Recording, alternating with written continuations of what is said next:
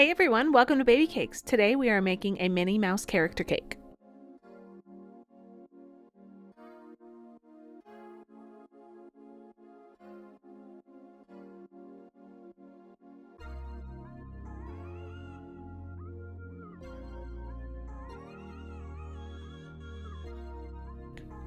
I'm going to start off with confetti cake and I'm just going to level off the top.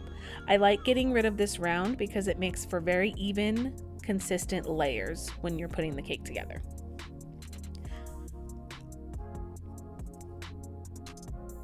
I'm then going to move on and I'm going to split this cake into two. This way we will have a 6-inch 2-layer cake.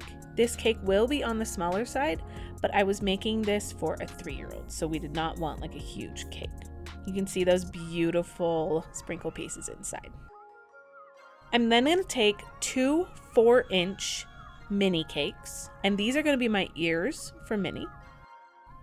I'm going to put some buttercream frosting down. This acts as spackle and concrete, so it helps keep the cake in place, especially when it gets cold.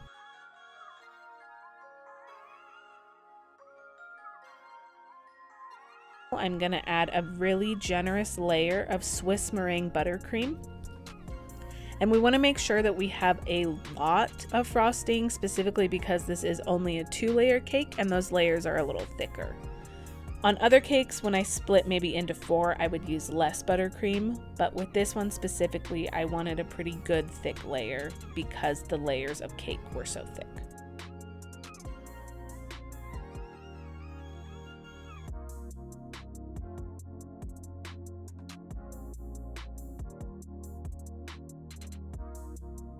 I'm then going to top it off and I'm going to start working on getting it really even and level. This isn't a super tall cake, but I still like to have consistency because it makes frosting and crumb coating a lot easier. I'm using the excess frosting that came out from our filling to start the crumb coating process.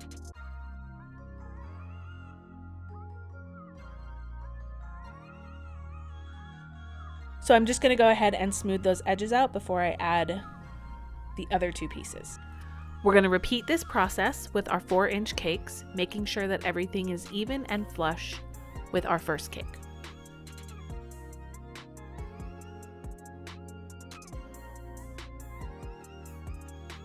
When I'm working on cakes that have a shape, I like to make sure that each component has filling and is cake. I wouldn't just want to put the ears without making them each individual cake. That way, if somebody cuts into an ear, they're not just getting a big chunk of cake.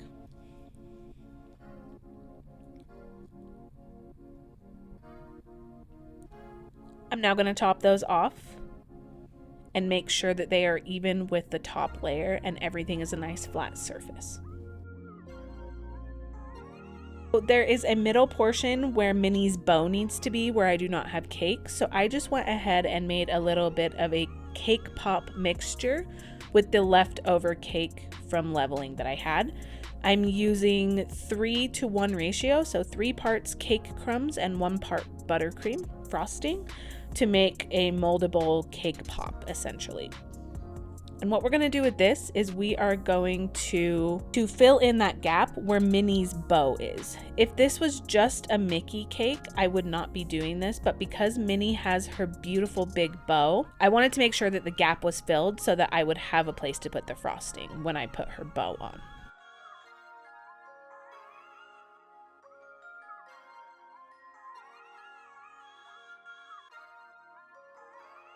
So now I'm going to crumb coat the whole thing.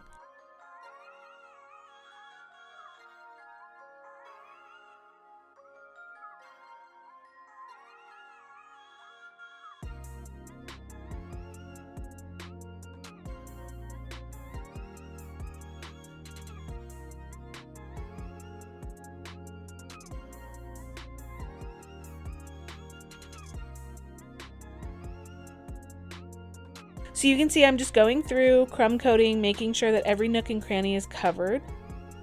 We want a smooth surface for the next step.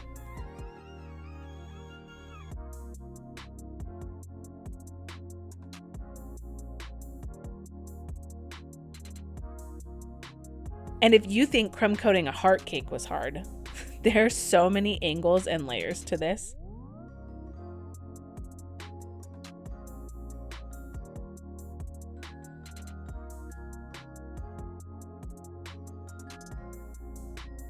After crumb coating, I'm going to go ahead and put it in the fridge for 1 to 2 hours or until the buttercream is solid. We're now going to move on to Minnie's facial stencil. Basically, I brought up an image of Minnie's face on my iPad, took some parchment paper, traced her facial outline, and then I'm using a toothpick to trace onto the cold buttercream. This made it so much easier to get an exact, precise face, as my freeform drawing skills are not as good as my cake decorating skills.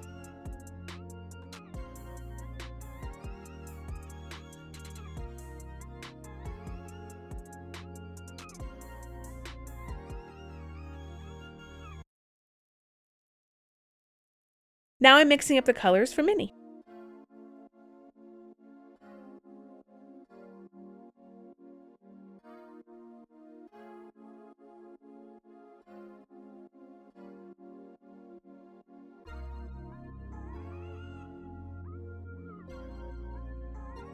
I wanted the pinks to be very distinctive, so the lighter pink is going to be for her tongue, and the darker pink is for her bow.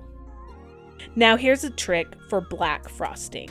I didn't want to use an entire bottle of black food coloring, so black cocoa is your best friend. I used about 3 tablespoons of that, and you can see how dark it is already. But I just wanted it a little darker, so I did end up using a little bit of black food coloring, but it is not as much as I would have had to if I just used black food coloring.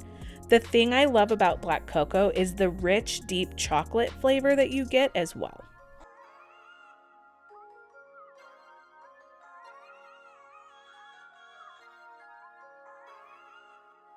Now I'm mixing up Minnie's face.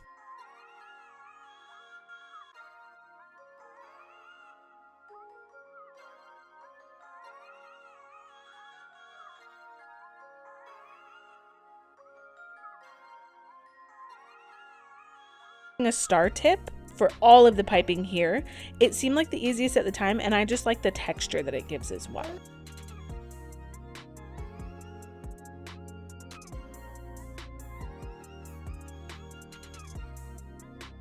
I wanted to start with the black outline just because I like to start with black and then add the lighter features around it. I didn't want to have to put the black and mix in with the colors.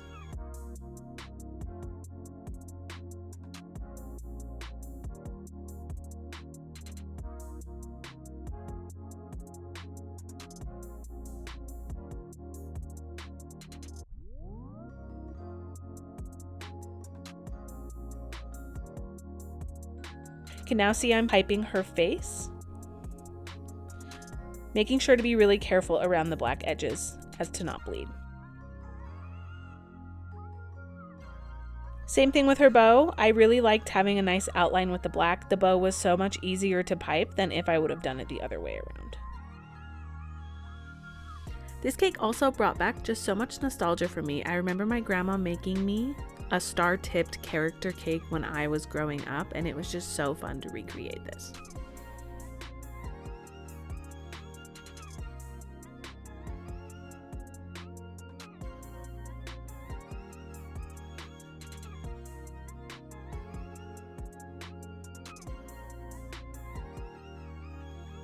So after all this star tip piping is done, I'm going to go ahead and do the edges. Now, looking back, I probably should have done this first and then the piping, just because I was so afraid of ruining the edge of the star tip, but I was really careful and I ended up getting a really, really nice edge. Once again, trying to be really careful. Another thing I probably would have done differently is put the cake back in the fridge before I frosted the sides, just because I kept getting the white buttercream underneath. It kept picking up, and so that made things a little more difficult. Frosting a cold cake is a lot easier than frosting a warm one.